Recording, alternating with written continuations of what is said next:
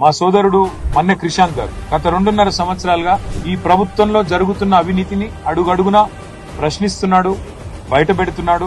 ప్రభుత్వం చేస్తున్న అరాచకాల్ని ఎప్పటికప్పుడు వెలుగులోకి తెస్తా ఉన్నాడు, ప్రజల దృష్టికి తెస్తా ఉన్నాడు. ఇవాళ ఆయన మీద కోపంతో ఆయనని ఒక పనికిమాలిన కేసులో, నిజానికైతే ఆయన మీద పెట్టిన కేసు 4 ఏళ్ల కంటే తక్కువ శిక్ష పడే కేసు, స్టేషన్ లోనే బెయిల్ ఇచ్చి పంపించాల్సిన కేసు. కానీ జైల్లో పెట్టి ఈ రోజు 12వ రోజు జైల్లో పెట్టి హ్యాబిచువల్ అఫెండర్ అంటే ఈ అబ్బాయి వరుసగా చేస్తున్నాడు ఈ పని అని చెప్పి కేసులు పెట్టి దాదాపు 35 కేసులు. అవి కూడా ఏం కేసులు?